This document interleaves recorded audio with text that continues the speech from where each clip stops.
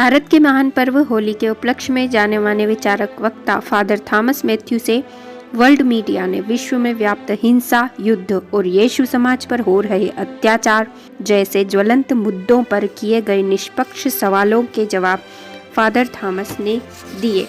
वहीं धर्म में राजनीति की घुसपैठ पर गहरी चिंता व्यक्त की। राजकुमार हंस को दी गई इस महत्वपूर्ण मुलाकात का ब्यौरा इस प्रकार है। फादर थॉमस जी, हम आपका स्वागत करते हैं जी। कुछ राष्ट्र हित में हम आपसे सवाल करना चाह रहे थे और आपके उत्तर सारगर्भित उत्तर अपेक्षित हैं। पहला सवाल ये रहेगा कि कुछ दिनों से भारत में चर्च को तोड़े जाने की और जो धर्म सभाएं आयोजित करते हैं उनको की गिरफ्तारी को लेकर काफ़ी कड़ी प्रतिक्रिया हो रही है और धर्म में राजनीति घुस गई है। इस पे आप क्या प्रतिक्रिया व्यक्त करना चाहेंगे?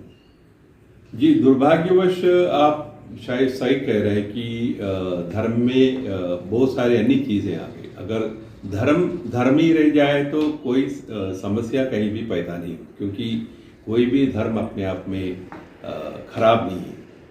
धर्म धार्मिकता सिखाता है, तो जब धर्म धार्मिकता से सीमित है तो मेरे ख्याल से कहीं भी कोई समस्या का कोई गुंजाइश नहीं है।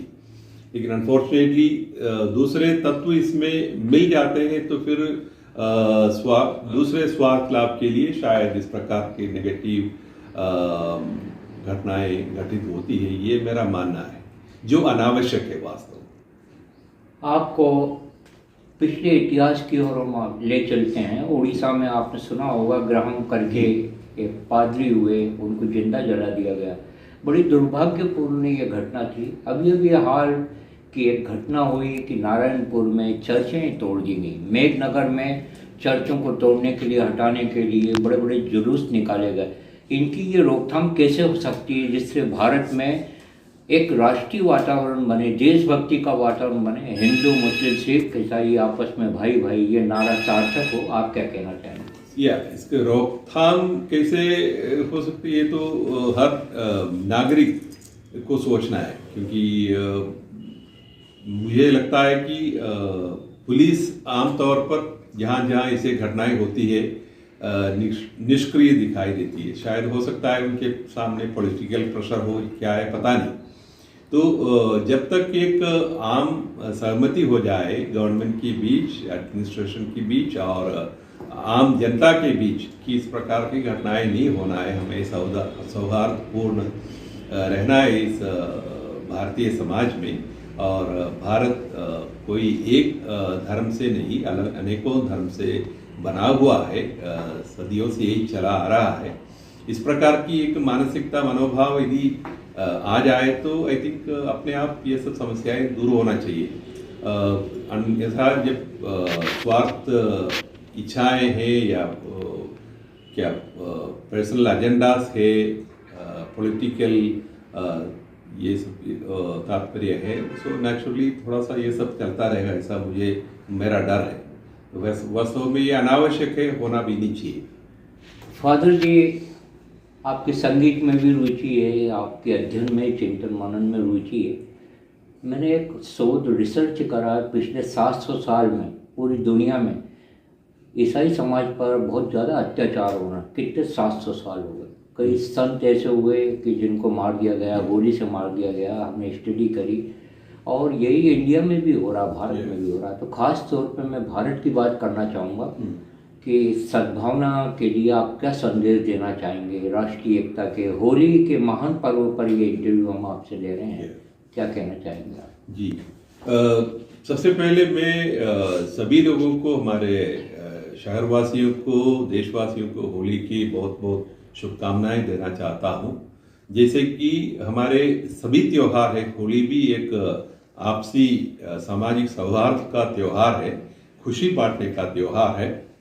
ये सब एंजॉय करें, इनका आनंद ले और सबके साथ भाईचारा और प्रेम उसके साथ रहने का एक संकल्प ले। यही मैं इच्छा करता हूँ, यही मैं आशा करता हूँ।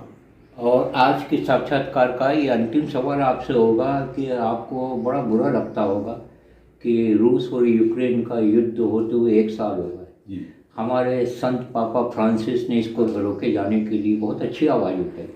तो आप क्या कहना चाहेंगे? युद्ध देखकर आप एक शांति प्रिय, आपको भी बड़ा बुरा लगता होगा, क्या संदेश देना चाहेंगे? युद्ध किसी भी प्रकार का हो ये गलत है, इसमें कोई दो राय नहीं है। आपसी लड़ाई किसी भी उद्देश्य से हो, किसी भी कारण से हो, यह गलत है। तो अगर आपसी मतभेद है, उसको मिटाने का दूसरा तरीका ढूंढना चाहिए, शांति प्रिय तरीका ढूंढना चाहिए। मतभेद हो सकता है, लेकिन लोगों के बीच मनभेद नहीं होना है। तो ये आपसी वैमनस्य और फिर इसके आगे जाकर इस प्रकार के युद्ध और लड़ाई वगैरह बिल्कुल मानवता के विरुद्ध है, ये मेरा मानना है। यही मैं समझता हूँ हमारा धर्म यही सिखाता है, प्रभु यीशु यही सिखाता है। वायलेंस किसी भी प्रकार हम इसको मान्यता नहीं दे सकते हैं। हमारे राष्ट्रपिता महात्मा गांधी भी इसी के पक्षधर थे। नॉन वायलेंस ही उनका सबसे बड़ा हथियार था। मेरे ख्याल से अल्टीमेटली वही जीतेगा, उसी को जीत होनी चाहिए।